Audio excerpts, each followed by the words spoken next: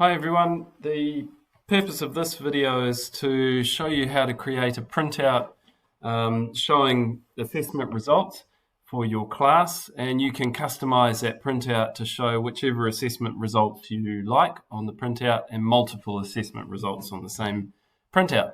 So the place to be here is the Markbook, and that's probably where you'll be anyway when you decide you want a printout like this. And so along the top there, you need to head along to the summary section. And once you click on summary, it brings up this slightly complicated looking screen. Basically what this is setting the template for your printout. So at the moment it's showing 8 columns of my printout, and the names will appear down the left hand side, and I get to decide what appears in those 8 columns. There are a number of other, you can have up to 40 columns if you decide you've got a lot of assessments.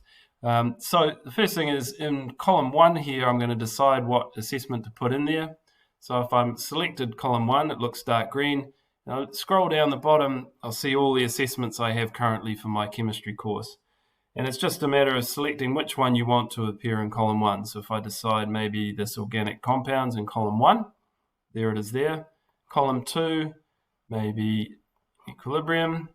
Column 3, thermochemical principles. So now I have my 3 main externals in those columns, and I now go over to actions, which is where you find all the printouts and things in the new Kamar, and that's it displaying. I don't have any results in there at the moment, but if I did, that's where they would display.